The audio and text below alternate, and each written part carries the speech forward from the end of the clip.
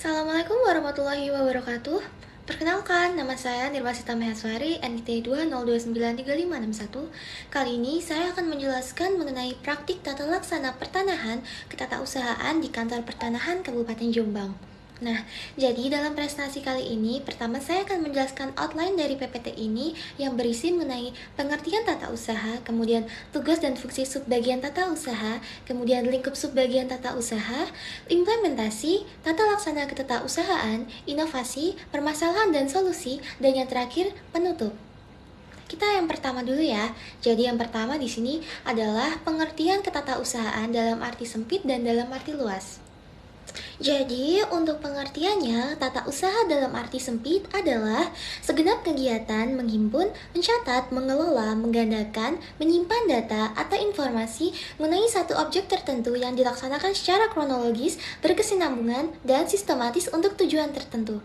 Sedangkan arti luasnya, tata usaha adalah sebuah proses kerjasama oleh dua orang atau lebih menurut sistem tertentu untuk menunjang pencapaian tujuan yang ditetapkan.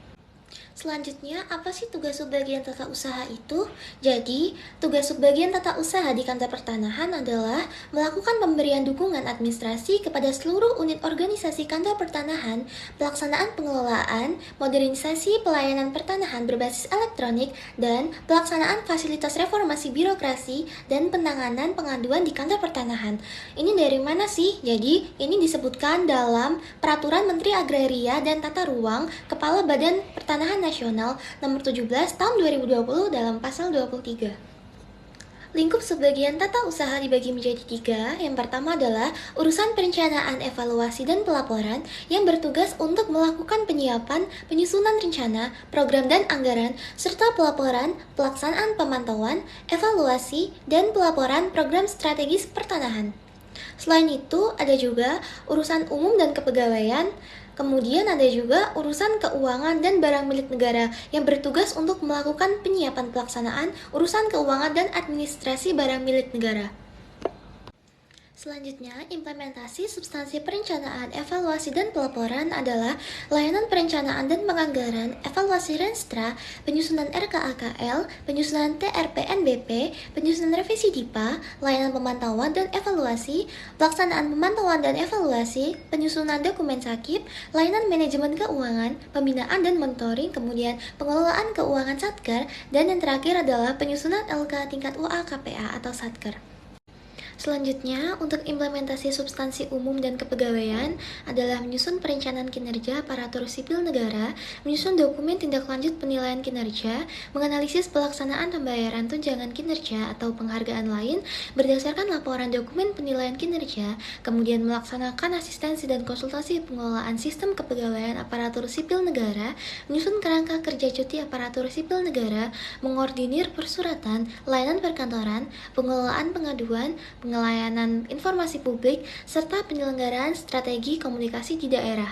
Dan implementasi substansi keuangan dan barang milik negara diantaranya adalah layanan BMN, kegiatan penyusunan dokumen RKBMN, penggajian PNS dan pegawai, menyusun surat perintah pencairan dana, mengolah data-data transaksi keuangan, pelaporan keuangan, pemeliharaan gedung dan bangunan, kemudian pemeliharaan BMN, pembayaran belanja jasa atau sewa, dan yang terakhir adalah pembayaran perjalanan dinas.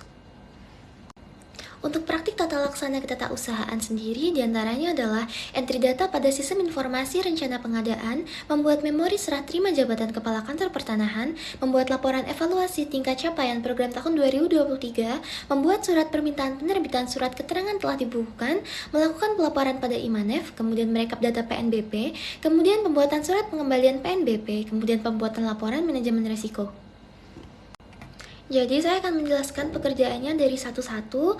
Jadi yang pertama adalah entry data pada sistem informasi rencana pengadaan. Untuk melaksanakan pengentrian data pada aplikasi Sirup, daftar pengadaan tanah telah ditabulasi oleh petugas dalam bentuk Microsoft Excel. Kemudian data tabulasi tersebut akan dikoreksi oleh pejabat yang berwenang agar bisa mendapat persetujuan. Nah, selanjutnya apabila telah disetujui oleh pejabat yang berwenang, tugas selanjutnya mulai menginputkan berbagai item seperti jenis pengadaan, jumlah, dan perkiraan biaya. Selanjutnya adalah Membuat memori serah terima jabatan, Kepala Kantor Pertanahan dalam memori yang telah dibuat terdapat berbagai informasi yang dimuat. Di antaranya adalah profil kantor Pertanahan Kabupaten Jombang, visi, misi, tugas, dan fungsi organisasi, kemudian capaian kinerja program, dan anggaran yang mencakup kegiatan rutin dan kegiatan strategis, serta hambatan, kendala, dan masalah. Selanjutnya adalah membuat laporan evaluasi tingkat capaian program tahun 2023. Pembuatan laporan evaluasi tingkat capaian program bertujuan untuk memonitoring kegiatan yang telah dilaksanakan pada tahun anggaran berjalan. Dengan adanya monitoring secara berkala tersebut, maka kepala kantor dapat menentukan arah kebijakan agar realisasi fisik dan anggaran dapat sesuai dengan harapan. Selanjutnya adalah membuat surat permintaan penerbitan SKTB. Surat SKTB ini adalah surat keterangan yang dibuat oleh Kantor Pelayanan Perbendaharaan Negara atas pendapatan atau penerimaan yang telah dibukukan. Dalam hal ini, SKTB tersebut dibutuhkan untuk pengembalian PNBP yang telah disetorkan. Prosedur yang dilakukan oleh Kantor Pertanahan adalah penerbitan SKTB ini dengan menyampaikan permintaan penerbitan SKTB dengan surat resmi yang ditujukan kepada Kepala KPPN. Setelah itu, KPPN akan memastikan apakah setoran tersebut telah dibukukan atau belum. Apabila setoran tersebut telah dibukukan oleh KPPN, maka KPPN akan menerbitkan SKTB untuk pengembalian PNBP yang telah disetorkan. Selanjutnya adalah melakukan pelaporan pada Imanef. Aplikasi Imanef ini berkaitan dengan pelaksanaan pengawasan terhadap perencanaan kementerian atau lembaga yang tertuang dalam RKKL. Jadi, pelaporan melalui aplikasi Imanef menjadi salah satu bentuk dari akuntabilitas setiap kementerian atau lembaga yang dituntut untuk selalu terbuka. Pelaporan pada aplikasi Imanef ini dilakukan setiap bulan. Pekerjaan selanjutnya adalah merekap data PNBP. Jadi perekapan data pemasukan keuangan PNBP memuat kegiatan semua seksi. Nah, kegiatan ini dilakukan oleh subbagian keuangan yang dilakukan oleh substansi keuangan dan BMN. Yang didapatkan dari kegiatan ini terkait dengan mengetahui jenis sumber anggaran di Kementerian ATR BPN, kemudian meliputi PNBP dan rupiah murni yang bersumber dari dana DIPA dan pinjaman atau hibah luar negeri.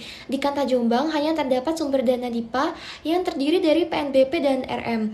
Nah, penggunaan dana DIPA tersebut diperuntukkan untuk biaya operasional kantor, biaya belanja barang, kemudian biaya pegawai, biaya kegiatan seksi terkait, PSN seperti PTSL, RA, pengadaan tanah, serta honorarium maupun SPPD. Selanjutnya adalah kegiatan merekap data PNBP. Dalam penyetoran PNBP dilakukan dengan menggunakan aplikasi Simponi yang menggunakan sistem billing yang dikelola oleh Dirjen Kementerian Keuangan untuk memfasilitasi pembayaran atau penyetoran PNBP.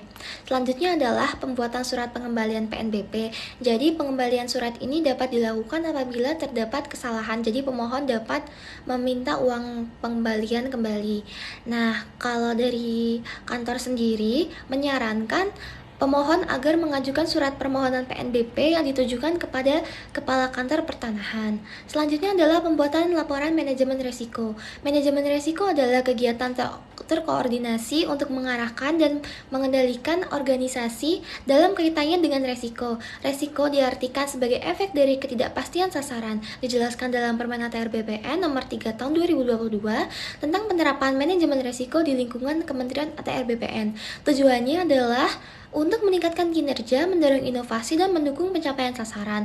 Sebelum menerapkan dan mengintegrasikan manajemen risiko dalam kegiatan pertanahan, maka diperlukan sebuah kerangka kerja manajemen risiko. Selanjutnya adalah inovasi. Inovasinya adalah pelayanan pertanahan akhir pekan, kemudian ada juga kegiatan kerja ceria. Nah, pelayanan pelataran ini beroperasi setiap hari Sabtu dan Minggu, ditujukan untuk orang yang tidak bisa melakukan pelayanan di hari Senin sampai Jumat. Pelayanan ini difokuskan pada lekat prioritas dan pemberian informasi pertanahan. Jam bukanya mulai pukul jam 8 sampai dengan jam 12 siang. Selanjutnya, kegiatan kerja ceria ini ditujukan untuk mengejar target penyelesaian PSN serta tujuan layanan prioritas. Jadi Kantor Pertanahan Kabupaten Jombang menambah jam kerja mulai dari pukul 16.30 sampai dengan jam 19.00 waktu Indonesia Barat. Selanjutnya, permasalahan dan solusi yang ditemukan adalah ketika pengantrian data pada sirup memakan waktu terkesan lama karena menunggu persetujuan dari pejabat. Solusinya adalah dengan membuat spreadsheet yang dapat diakses oleh semua seksi sehingga pejabat yang berwenang dapat mengetahui secara langsung dan selanjutnya penginputan dapat segera dilakukan. Masalah selanjutnya adalah kurang rapinya arsip dari subbagian tata usaha dalam penataan dokumen berupa belangko sertifikat serta barang-barang yang tidak digunakan lagi.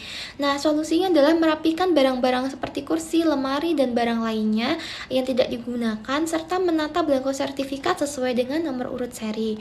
Kemudian permasalahannya adalah tidak adanya format pembuatan surat permintaan penerbitan SKTB. Solusinya adalah adanya salinan dari file yang dibuat tugas sehingga memudahkan jika ada pembuatan SKTB di kemudian hari. Nah, penutupnya, tata laksana ketatausahaan di kantor pertanahan mempunyai tugas melakukan pemberian dukungan administrasi kepada seluruh unit organisasi kantor pertanahan, pelaksanaan pengelolaan modernisasi, pelayanan pertanahan berbasis elektronik, dan pelaksanaan fasilitas reformasi birokrasi dan penanganan pengaduan di kantor pertanahan. Oleh karena itu, diperlukan sebuah inovasi yang dapat mendukung kegiatan tersebut. Inovasi yang dapat diciptakan adalah meningkatkan kualitas dan kepuasan terhadap pelayanan kepada masyarakat. Sekian yang dapat saya sampaikan. Jika ada kesalahan dan kekurangan, saya mohon maaf. Wassalamualaikum warahmatullahi wabarakatuh.